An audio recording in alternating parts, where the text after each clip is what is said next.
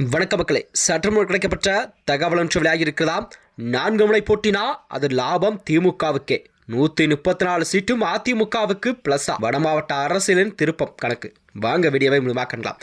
அதாவது 2026 தேர்தல் வரும் சூழல்தான் அதிமுக யார் யாருடன் கூட்டணி எல்லாம் அமைக்கப் போகிறது.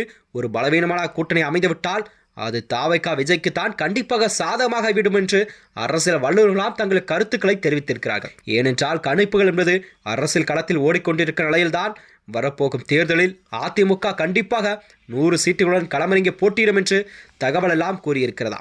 கடந்த 2024 ஆண்டு நடந்த லோக்சபா தேர்தல் முடிவு என்பது தமிழக அரசியலிலே எதிர்க்கட்சியை எப்படி மீண்டும் அமைத்து வருகின்றன என்பதை தெளிவாக காட்டியிருக்கிறதா. 39 தொகுதிகளில் திமுக தலையில்லாமல் கண்டிப்பாக இந்தியா கூட்டணி 46.97% ஓட்டுகளை பெற்றிருந்ததோ, ஆனால் அதிமுக தலைமையில் தேமுதிக, எஸ்டிவை உள்ளிட்ட கட்சிகளில் இருந்த கூட்டணி வெறும் 23% ஓட்டு மட்டுமே பெற்றிருந்ததாம். பாமக, பாஜக, அமமுக, தமாக, தேசிய ஜனநாயக கூட்டணி என மொத்தம் 18.28% ஓட்டுகள் வரை பெற்றிருந்தது. அதாவது அதிமுக மட்டும் 28 தொகுதிகளில் 2ஆம் இடத்தை பிடித்திருந்தது.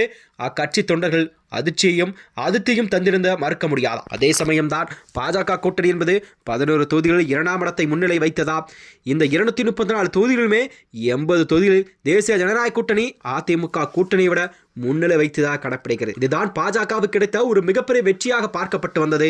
இந்த நிலையில்தான் எனவேதான் அந்த 80 தொகுதிகளில் 75 இடங்களில் பாஜக போட்டியிட வேண்டும் என்று தமிழக பாஜக ஆசைப்படுவதாக கூறப்படுகிறார்.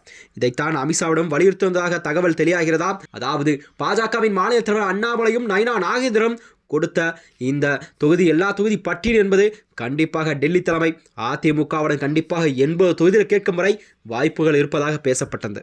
ஆனால் அதிமுகவின் நிலைப்பாடு இதுவரை உறுதியாக தெரியவில்லை. 234 தொகுதிகளில் 134 இடங்களில் கண்டிப்பாக நேரடியாக அதிமுக போட்டியிட வாய்ப்புள்ளது.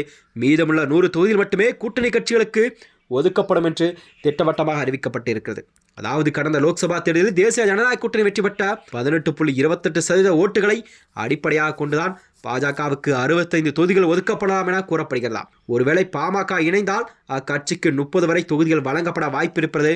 தமாக உள்ளிட்ட மற்ற சிறிய கூட்டணி கட்சிகளுக்கெல்லாம் 5 தொகுதிகள் கண்டிப்பாக எடப்ப வாய்ப்பு இருப்பதாகவும் எடப்பாடி பழனிசாமி அறிவித்துள்ளதாக தகவல் எல்லாம் கிடைக்கப்பெற்றது. இதில் தேமுதிக மீண்டும் கூட்டணி இணையும் பட்சத்தில் அந்த கட்சிக்கு 18 தொகுதிகள் வழங்க வேண்டிய சூழல் உருவாகும். அப்படி நடந்தால் பாஜக, பாமக தொகுதிகள் குறைக்கப்படும் என்று அதிமுக தரப்பிலிருந்து செய்திகள் வெளிவந்திருக்கிறது. இந்த வகையில்தான் வருகின்ற 2026 சட்டமன்ற தேர்தலில் கண்டிப்பாக அதிமுக போட்டியிடும் தொகுதி 100 தொகுதி என்பது 134 தொகுதியாக மாற்றிவிடலாம். மீதம் இருக்கும் 100 தொகுதிகள் கூட்டணி கட்சிகளுக்கு கண்டிப்பாக ஒதுக்கப்படும் என்று எடப்பாடி பழனிசாமி தனது வியூகங்கள்லாம் வகுக்கப்பட்டதாக கூறப்படுகிறது. போன்ற வீடியோக்களை தெரிந்து கொள்ள நமது சேனலை மறக்காமல் சப்ஸ்கிரைப் செய்து கொள்ளும். நன்றி, வணக்கம்.